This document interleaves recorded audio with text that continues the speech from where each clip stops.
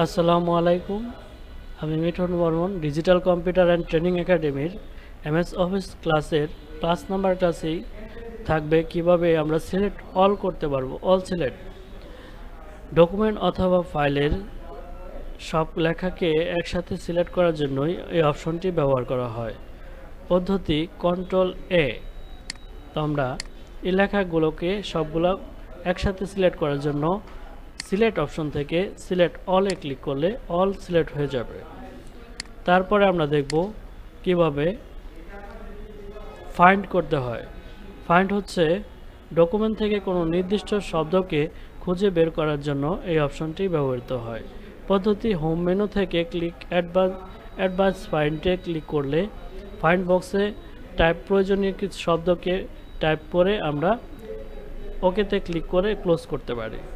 তো ফাইন্ড করব কিভাবে? কোনো শব্দকে খুঁজে পাওয়ার জন্য আমরা চলে যাব ফাইন্ড অ্যাডভান্স ফাইন্ড অপশনে। তো এখানে আমরা লিখব, যেমন আমরা যদি দা শব্দটা খুঁজে বের করতে চাই, তো এখানে যতগুলো দা শব্দ আছে সবগুলো আমাকে খুঁজে দেখাবে। তারপর হচ্ছে রিপ্লেস। রিপ্লেস হচ্ছে পরিবর্তন করা।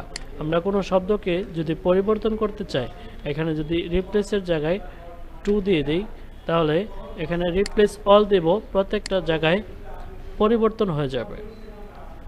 তারপর হচ্ছে গো টু হচ্ছে পেজ নাম্বার খোঁজা। যদি এখানে আমি আরও কয়েকটা পেজ তৈরি করে ফেলি, এখানে 10টা পেজ আছে, তো আমি প্রথম নাম্বার পেজে চলে যাব, তাহলে কন্ট্রোল জি অপশন দিব, তাই গো টু অপশনটা চলে আসবে।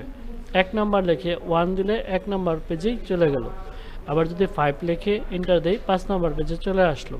তো এইভাবে করে গো টুর মাধ্যমে যে কোনো পেজে আমরা যেতে পারবো অনায়াসে। তো আমরা কি দেখলাম? Find, replace, go to, select all, find, replace, go to. তো কন্ট্রোল এফ হচ্ছে ফাইন্ড, কন্ট্রোল এস হচ্ছে রিপ্লেস, কন্ট্রোল জিতে হচ্ছে গো টু।